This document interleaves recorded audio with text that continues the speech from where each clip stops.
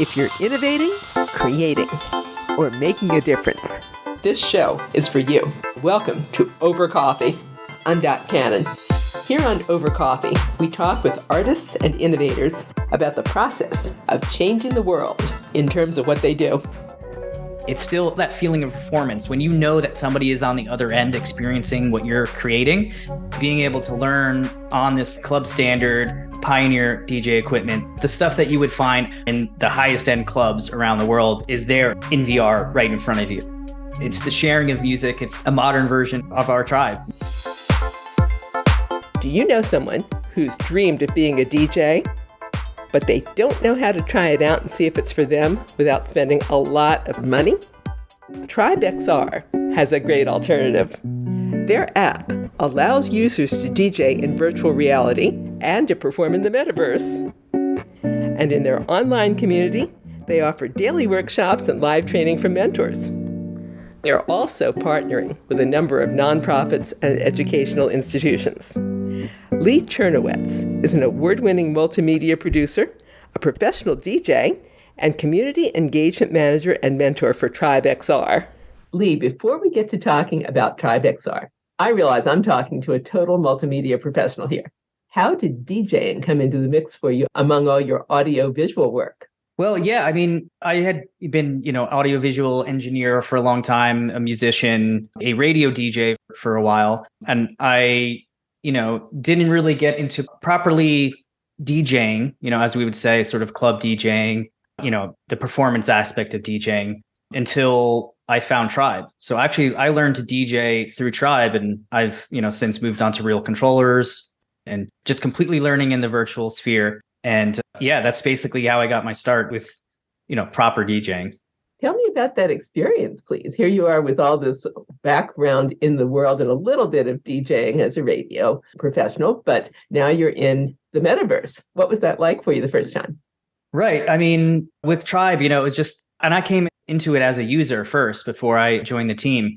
And, basically being able to learn to use on this like club standard Pioneer DJ equipment, the stuff that you would find on any festival stage or in the highest end clubs around the world is there available to you in VR right in front of you. So it's just amazing when you learn, you're learning on the best equipment and you're able to kind of see how much you like it, like dip your toes in the water, right? I think, as far as outlaying a ton of money, there's always that friction there. If you want to learn something, you want to learn to play guitar, but you don't want to necessarily buy a guitar, it can be quite an expense. In this case, in VR, for other learning tools, it gives us that opportunity to kind of have this virtual hands-on with it and see if you like it. And a lot of our users have moved on. They'll stay in the metaverse and they'll stay within the community and use Tribe as a tool for performance. But they'll also, if they decided they liked it, they could actually move on to real gear. And we have plenty of stories in our community of people who have used Tribe, like myself, learned on Tribe and moved to real thing. And we've even had users that have never played live with real equipment before. And they had their first gig was the first time they actually touched real equipment, like at their performance. And most of them do pretty good. It really does translate using the VR tech because it's using your same, muscle memory, your motor functions. And a lot of DJing, of course, it's an art in a sense that it's song selection, it's knowing your music, reacting to people. So there's just so much of it that does directly translate. It's actually, I was surprised. What's really impressive to me is how this is knocking down the barrier of cost. Just as you said, this is an application that, if I'm correct, is about $30 for your headset. Yes, it's $30 for the software. We do have like a premium tier on top of that, but that's not required to do most of our lessons and the learning. And we offer free workshops and support calls because it really is it is about the community as well. So our hope is that when someone jumps into Tribe, there's tutorials, there's like some gamified learning in there, which, kind of scores. And also, there's sort of these, what we call beat highway lanes that will come down and show you which button you should press at what time. So it has this gamification and also easing you into it. It's like, basically the training wheels.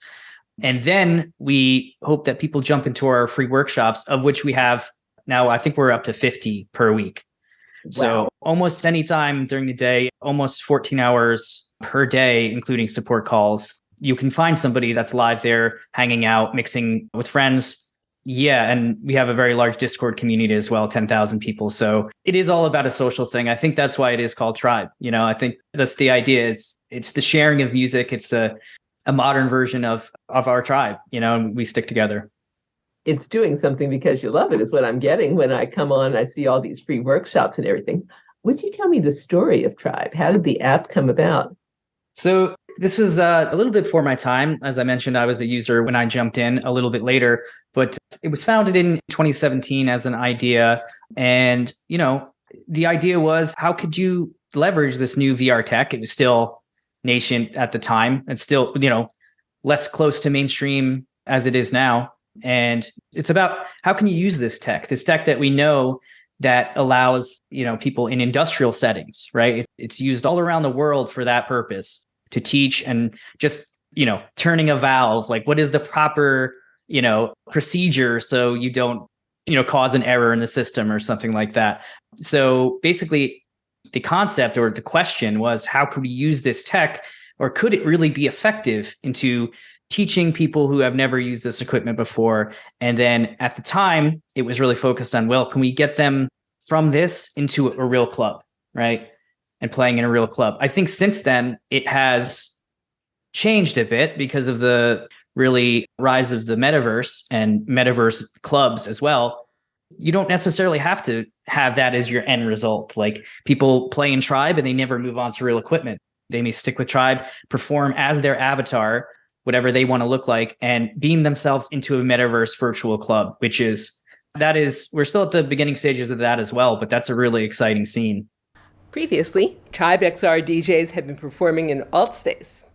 Today, though, you may have even more opportunities to come celebrate with them. We're working on a hub in another space called Chill Out VR. Although there's tons of them. So I think we have like a bit of a nomadic streak where we want to be where people are having parties. So we want our DJs, our resident DJs and our events to be everywhere people are. So I think AltSpace was great. We had our club there, but we still love to do events in VR chat. We still love to do events, even in Horizon, in Spatial, in Mix. There's plenty of them. So I think, Tribe is more of the tool for anybody to use to do events in the metaverse and perform that way. Let's look at this through the lens of a music teacher, since a lot of our listeners are educators. Suppose a teacher sees this, and let's say that they have a number of students who haven't DJed before. Maybe they want to know a little bit more about it. What pathway would you suggest, and what might the students expect to spend in addition to the $30 application for getting the software? Right. Well, we've actually partnered with educational institutions, some nonprofits as well, that basically utilize VR and utilize Tribe to have experiences, not only just to teach, but to have, these kind of social sharing, right? Because that's what music is all about. Music is all about having that shared experience. So it's a great way especially we've worked with nonprofits that work with troubled youth. And it's a great way to have the youth actually express themselves through songs and selecting songs. It's a great kind of skill to learn. So basically, to do that, you would need any sort of headset. The most common one now is the Quest 2, which is completely standalone. You don't need any sort of computers anymore. You don't need, additional things other than that headset. And there's also in Europe, there's the Pico, which is an alternative that's come up. But yeah, basically any VR headset, we can be available there. And Tribe it's a $30 basically application at this point. So I do have a few ways that we do our workshops and our learnings. Like I said, I'm actually a mentor we have now a team of 10 mentors that teach on the daily, on the regular. And we do it through a video call system where we all get into this room. It's almost like a Zoom that we're doing right now. But imagine we both have our decks in front of us. And I have a room of up to 20 people that all have their own separate CDJ 3000 and 900 mixers. And basically I teach them and they are able to reproduce the steps and the techniques that I'm showing them. We also have a sort of a multiplayer rooms function where you can actually jump into the same room, operate the same decks, which is amazing for performance because I've done what they call in the industry back to back, where you collaborate with a DJ. One DJ plays one song, the other DJ on the same equipment plays the next song. It's a really fun experience because you're kind of collaborating and building off of what the other DJ is doing. I was able to do that with people from around the world. I've DJed with people in the same room that were somewhere in the UK. Another DJ was in Berlin, and the last DJ was in Australia. And we were all operating the same and kind of doing something collaborative. So that's something that is hard to do in real life as well, that VR and Tribe has sort of enabled that sort of experience. It could also be used in the context of learning. So we do have sometimes, for some of our projects, we'll open a room and then bring other people with other headsets into the room and then able to kind of teach people that way. How have you grown the most as an artist with experiences like this, getting to DJ from others from all over the world back to back? Yeah, just collaboratively, I think through performance. Even though I'm performing in metaverse clubs, I'm still getting the butterflies. I'm still, there's a bit of nerves that can happen there, even though I'm sort of like in my headset. I do have some, viewpoint into the club, but it's still that feeling of performance when you know that somebody is on the other end experiencing what you're creating and the experience that you're creating for them. You still have that connection. You still have the connection with people around the world. And yeah, I think that'll only get better as well. Do the butterflies ever go away? No, not in my case. I think the first time I did a set where I was imagining an audience, I did have an audience on Twitch. I was having trouble operating because my hands were shaking. So I was grabbing the control and I was pointing it at the screen and to try to operate it. And literally my hands were shaking. And I was like, kind of hold down my arm as I'm pointing and managed to select the right songs. But yeah, that's improved a bit. It's a very good thing to have. I think as a performer, you should have a little bit of nerves. You should be on edge. You should have that feeling of excitement as you're performing. Back when, I remember looking at DJ equipment thinking, I would be terrified to operate this for fear of making a mistake. It seems that this takes it away, but have you seen some good mistakes people make and what can be learned from them? Sure. Yeah, I think there is something intimidating, especially about using the high-end equipment. We do have starter decks that are really simplified. That's the idea in Tribe. So it really breaks it down into just the essential things. But it can be intimidating seeing every button, every knob, every fader. And it looks like to some people, the first time they see it, it's like some sort of NASA, control or something like that you'd see. But it really does. Once you learn a few essential things, your volume, your EQ, when to hit play, like deciding when to overlap tracks and which tracks are you playing? What does the audience want to hear? How do these songs go together? There's a lot of it that comes from our sense of expression and our intellect, more so than operating the equipment. There's a lot of things that we can do the idea is we're managing the energy, right? We're managing the energy of the crowd, the energy of the music. We don't want it to just kind of drop off or have a steep increase. We usually want to kind of keep it on an even level. So as a DJ, that's what we're trying to achieve.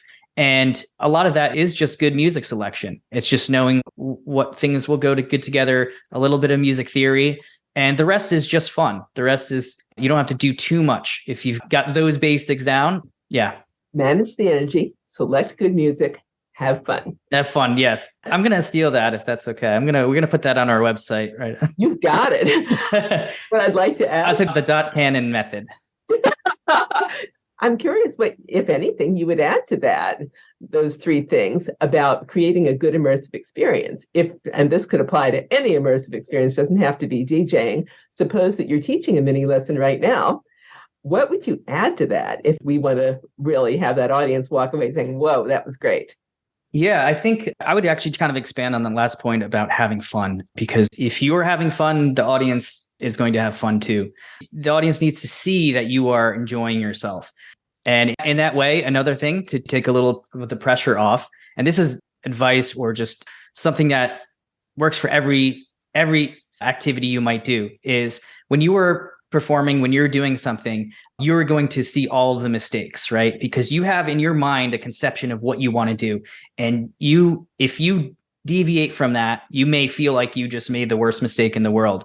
But oftentimes, not all the time, sometimes the audience will notice, but most of the times, especially when DJing, audience has no clue. That you'll kind of maybe be down on yourself. You'll feel like you didn't succeed at what you were trying to do. But if you have those fundamentals that we talked about before and you're having fun, you kind of can cover up those mistakes. And I guarantee most people don't see what you were trying to go for. But in their end result, the end result is that they usually had a really good experience. So that's why anytime, you come into some adversity, something's not working right, you don't really let the audience know that, right? You just have to move on from there and, continue to have fun. What is the most fun you've had since you've been with TribeXR?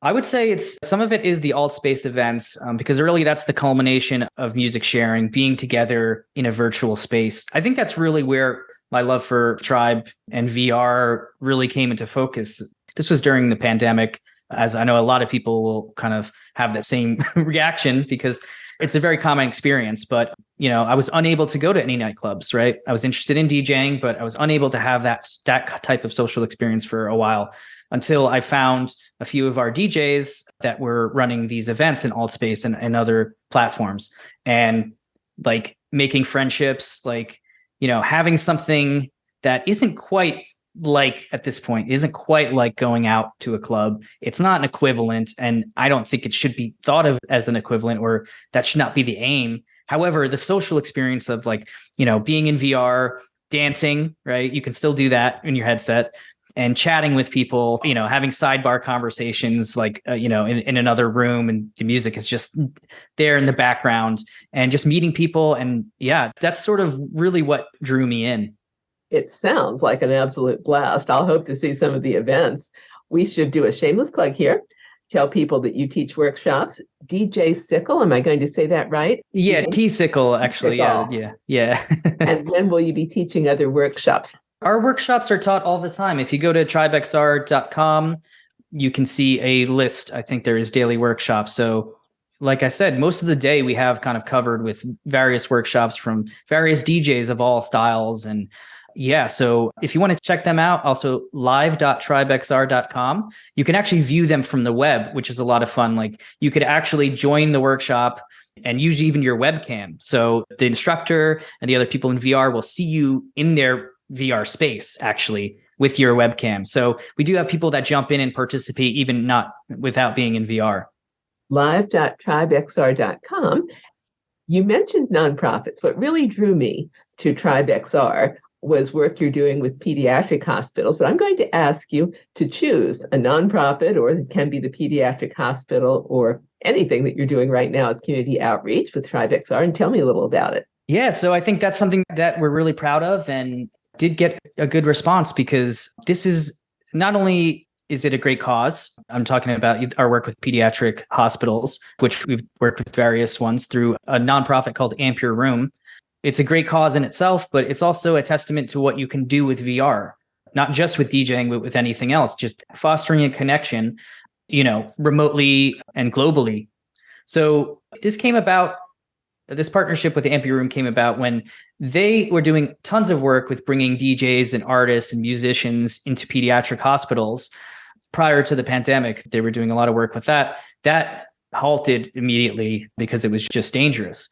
So there was really a gap there until I think about 2 years later, when Jake from Ampere Room found out about Tribe and had this great idea to actually use the VR tech to remotely connect in, and also, utilize the music, utilize sharing, and have a good time without having any of the dangers associated with, in-person experiences. As you can imagine, especially in pediatric hospital, it's still an issue. We might forget about that in some places in our daily life, but for a lot of people, and then especially in these hospital situations, there's still appropriate limits on who can come and go.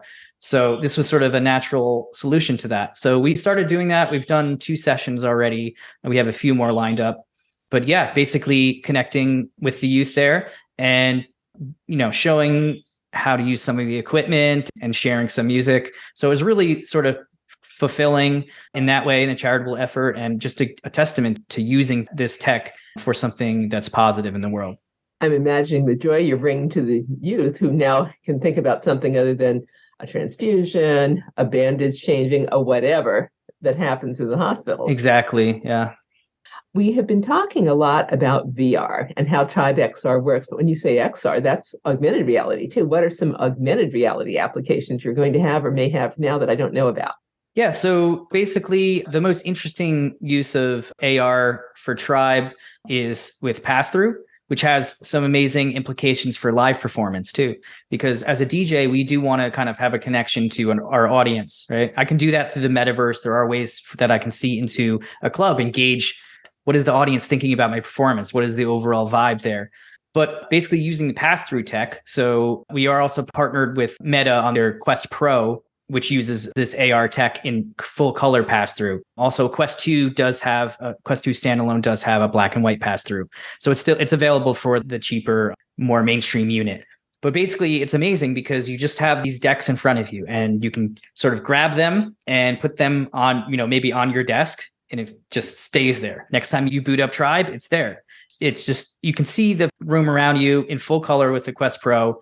And it's just amazing because you can actually interact with people then. If you have a connection with people that are in the room with you that you wouldn't if you're kind of like locked behind these big goggles and, in some sort of virtual immersive environment. So it's a kind of completely different local social kind of experience. If I understand correctly, I boot up Tribe XR. This projects a deck made of light onto my desk or whatever. And it sounds like you could do a lot of other things with this as well. What if you want a purple unicorn? What if you want fog rising virtually out of the computer? Yes. Yeah, there's some implications too. Down the road, we would love to use AR in a way that other people can kind of see what you're doing. So right now it is actually through your lenses, you see the decks, but other people won't see that. But if they're wearing some sort of, we imagine in the future, some more comfortable, easier to, put on and off, some sort of glasses or something like that. And they can sort of see what you're doing and kind of that experience, your giant unicorn behind you, and they see what you're doing on the decks and they're hearing the music. It has some profound implications, I think. That would be a lot of fun to design. What about down the road, a year from now, 5 years from now, where do you really want to take Tribe XR? So there's two things I can think of. The first is playing a little more into the metaverse and basically metaverse immersion. So we have all of this data that we capture when someone is using Tribe. First thing, we capture where your head is located, head orientation, where your hands are, and what you're doing on the deck. So that data can also be tunneled into any metaverse and sort of recreated. So you could recreate a 3D version of your avatar inside of the metaverse that uses all that data, and based on anything that you're doing on the decks can also be reflected in that world, maybe with lighting and just more immersive kinds of things rather than a flat screen in that metaverse. So that's one thing.